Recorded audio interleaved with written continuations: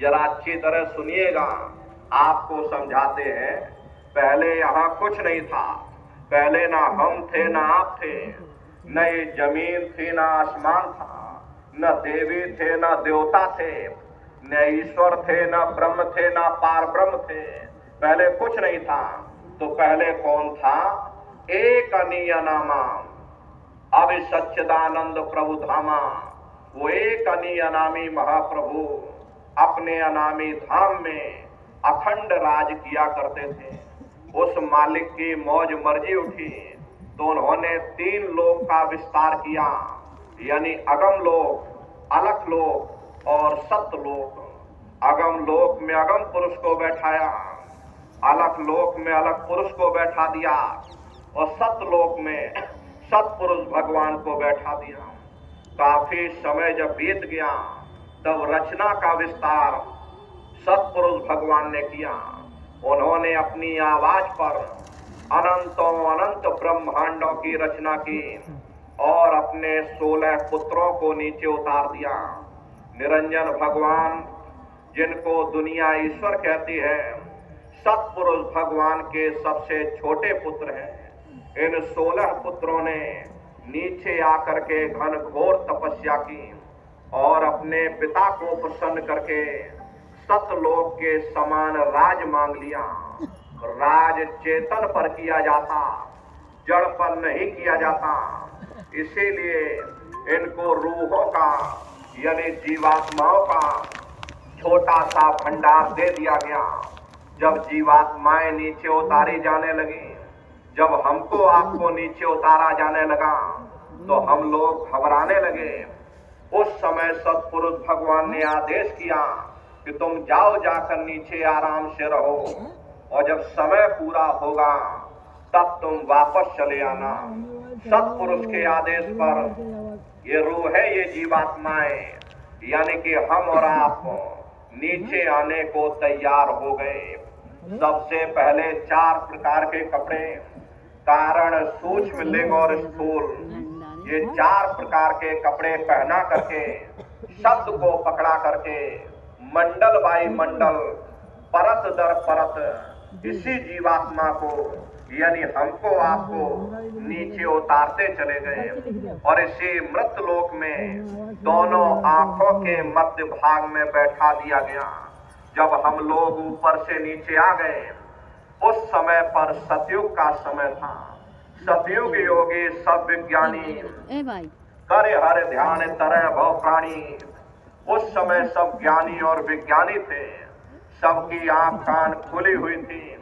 रोज मालिक का दर्शन करते, रोज आते रोज जाते और जब समय पूरा हो जाता ये जीवात्माएं अपने देश वापस चली जाती, फिर लौट करके कभी मृत लोक में नहीं आती।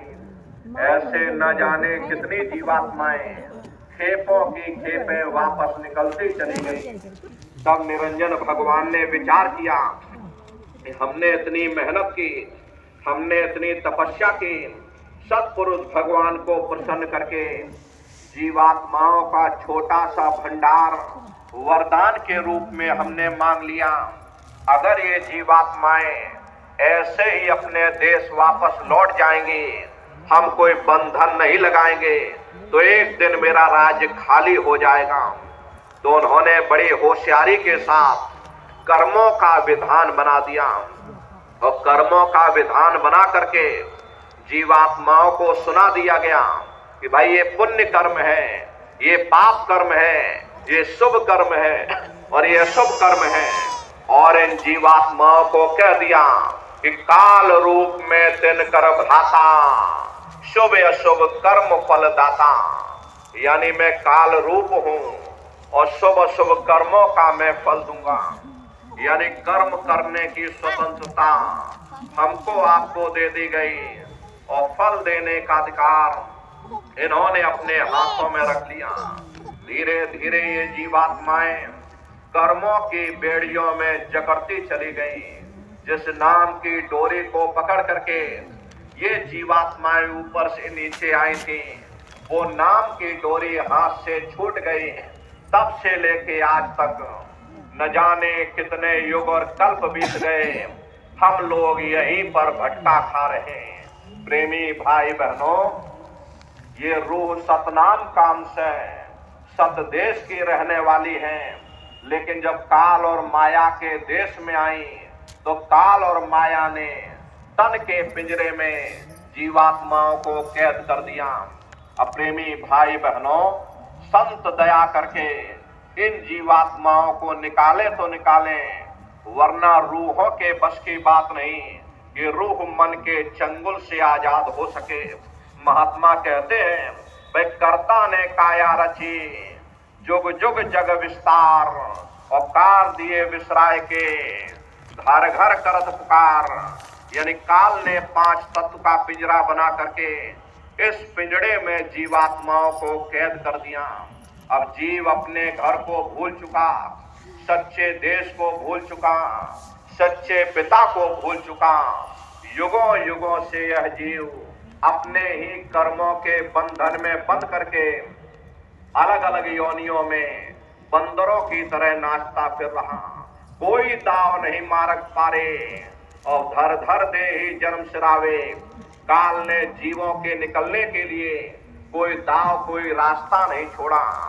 प्रेमी भाई बहनों, ये कर्मों के जंजाल में आकर के जीवात्माएं इतनी जकड़ चुकी हैं। अब संत दया करके इन जीवात्माओं को कर्मों के बंधन से मुक्त करे तो करें, वरना रूहों के बस की बात नहीं है। ये रूह प्रेमी भाई बहनों अपने आप कर्मों के जंजाल से कभी अलग नहीं हो सकती। इसीलिए महात्मा कहते हैं, भाई जो कर्म तुमने किए हैं भजन ध्यान सुमरन के द्वारा उसकी माफी मिल सकती है, लेकिन कम से कम तुम आगे के लिए कोई बुरा खोटा कर्म मत करो। लेकिन हम लोग भूल जाते हैं